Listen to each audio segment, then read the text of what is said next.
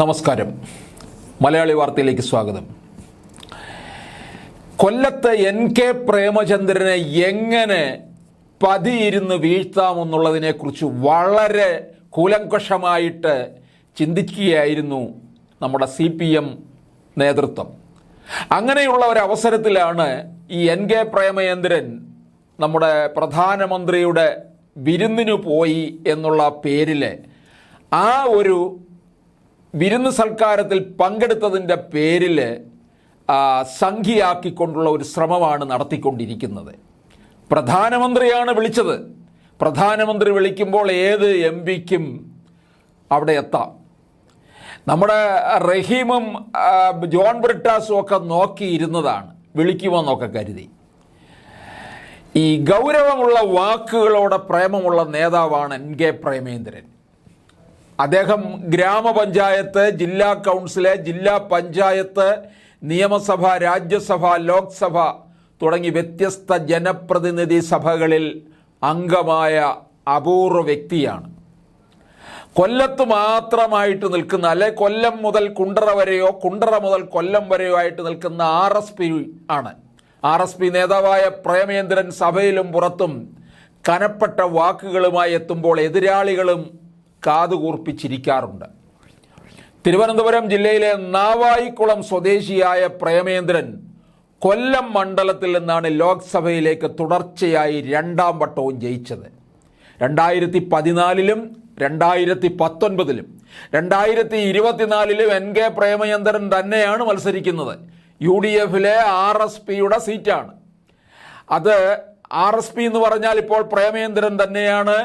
RSPയിൽ നിന്ന് ആര് മത്സരിക്കുന്നു എന്ന് ചോദിച്ചാൽ അത് പ്രേമചന്ദ്രൻ മാത്രമാണ്. കൊല്ലത്തിനൊരു MP ആരാണെന്ന് ചോദിച്ചാൽ അത് പ്രേമചന്ദ്രൻ മാത്രമാണ്. ഇങ്ങനെ പ്രേമചന്ദ്രന് നിരവധി വിശേഷണങ്ങളൊക്കെ ഉണ്ട്. മികച്ച പാർലമെന്റേറിയൻ, വാഗ്മിയുമായിട്ടൊക്കെ പേരെടുത്തു. പ്രധാനമന്ത്രിയുടെ ശ്രദ്ധ വരെ നേടിയെടുത്ത ആളാണ് പ്രേമചന്ദ്രൻ. പ്രധാനമന്ത്രി പല പ്രസംഗങ്ങളിലുമൊക്കെ പ്രേമചന്ദ്രനെ കുറിച്ച് പറയുകയുണ്ടായി. മറ്റ് MPമാരോട് പറയുന്നുണ്ട്, നിങ്ങൾ പ്രേമചന്ദ്രനെ കണ്ടുപഠിക്കൂ എന്ന്. ഒട്ടേറെ പുരസ്കാരങ്ങളൊക്കെ നേടിയിട്ടുണ്ട് പ്രേമചന്ദ്രന്. 1ാം റാങ്കോടാണ് നിയമബിരുദം നേടിയ അതേ ഉത്സാഹമാണ് ഓരോ വിഷയവും സമഗ്രമായി പഠിക്കുന്നതിൽ ഇപ്പോഴും ഉള്ളത്. ബില്ലുകളൊക്കെ സമഗ്രമായിട്ട് കാര്യങ്ങൾ പഠിച്ച് അവതരിപ്പിക്കുമായിരുന്നു. 2014 CPM-ലെ MA ബേബിയാണ് പരാജയപ്പെടുത്തിയത്. 2019 വന്നിട്ട് നമ്മുടെ ഇന്നത്തെ ധനമന്ത്രിയായ KN ബാലഗോപാലിനെയും തോൽപ്പിച്ച് പ്രേമചന്ദ്രൻ ഇപ്പോൾ 3ാം അംഗത്തിന് കളത്തിലിറങ്ങുകയാണ്. 2014 അന്ന് LDF-ൽ നിന്ന് ഇറങ്ങിപ്പോന്നു. കൊല്ലം പിടിച്ചെടുക്കാനുള്ള ശ്രമമാണ് CPM നടത്തിയത്. കൊടുക്കില്ല എന്ന് RSPയും തീർച്ചപ്പെടുത്തി. ഒടുവിൽ NK പ്രേമചന്ദ്രനെ ഇറങ്ങേണ്ടി വന്നു. അങ്ങനെ ഇറങ്ങിയ പ്രേമചന്ദ്രനെ 2 കൈയും നീട്ടി UDF ഏറ്റെടുത്തു. അന്ന് കൊടുത്തതാണ്. പിണറായി വിജയന് കലിയിളകി. ആ കലി തീർക്കുന്നതിന് വേണ്ടിയാണ് കൊല്ലത്തെത്തി അവിടെ തെരഞ്ഞെടുപ്പ് പ്രചാരണ സമയത്ത് പരനാറി എന്ന് പറഞ്ഞത്. 2019 വന്നു കഴിഞ്ഞപ്പോൾ വീണ്ടും മാധ്യമപ്രവർത്തകർ ചോദിച്ചു, പരനാറി തന്നെയല്ലേ മത്സരിക്കുന്നതെന്ന്. അതെ, പരനാറി, എന്നും പരനാറി തന്നെ എന്ന് പറഞ്ഞു. അതുകൊണ്ട് എന്ത് സംഭവിച്ചു? 2014 ഉണ്ടായിരുന്ന ഭൂരിപക്ഷം ഏതാണ്ട് 40,000-ത്തിന് അടുക്കലായിരുന്നു. അത് 19 എത്തിക്കഴിഞ്ഞപ്പോൾ 1.5 ലക്ഷം വോട്ടിൻ്റെ ഭൂരിപക്ഷത്തിലാണ് പ്രേമചന്ദ്രൻ വിജയിച്ചത്.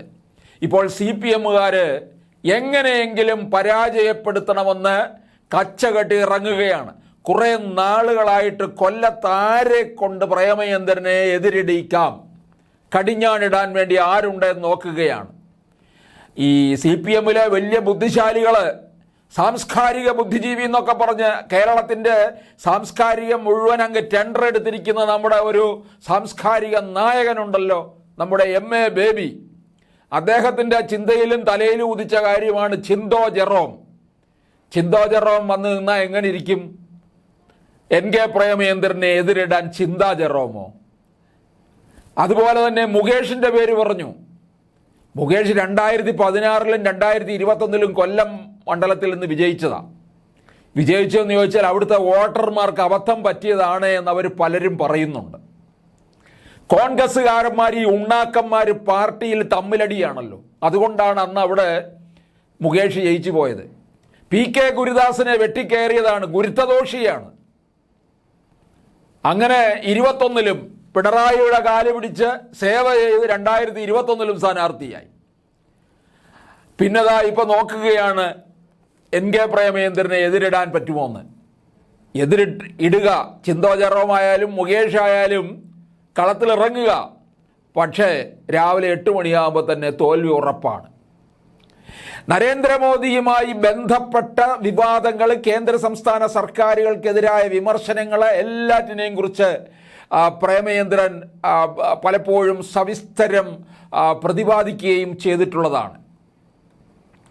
അപ്പോൾ എന്തായാലും ഇക്കുറി കൊല്ലത്തൽപ്പം വിയർക്കും എന്നുള്ളത് ഉറപ്പായിട്ടുള്ള കാര്യമാണ്. പ്രേമചന്ദ്രനല്ല, CPM വീണ്ടും അടി അവിടെ പതറും എന്നുള്ളത് ഉറപ്പാണ്. കാരണം കൊല്ലത്ത് മത്സരിക്കാൻ ഐഷ പോറ്റിയുടെ പേര് പറയുന്നുണ്ട്, കൊട്ടാരക്കര MLA ആയിരുന്ന. ഇതൊന്നും തന്നെ KB ഗണേഷ് കുമാറിനെ വരെ കൊണ്ടു നിർത്താമെന്നുള്ള രീതിയിൽ പാർട്ടി ആലോചിക്കുന്നുണ്ടായിരുന്നു. പക്ഷേ പ്രേമചന്ദ്രന് തുല്യനായിട്ട് പ്രേമചന്ദ്രൻ മാത്രമേ ഉള്ളൂ. ഇപ്പം നരേന്ദ്രമോദി വിരുന്നിന് വിളിച്ചതോടുകൂടി NK പ്രേമചന്ദ്രൻ്റെ മൈലേജ് ഒന്നുകൂടെ കൂടിയിരിക്കുകയാണ്. കൊല്ലത്തെ വോട്ടർമാർ 2 കൈയും നീട്ടി NK പ്രേമചന്ദ്രനെ എതിരേറ്റിരിക്കുകയാണ്.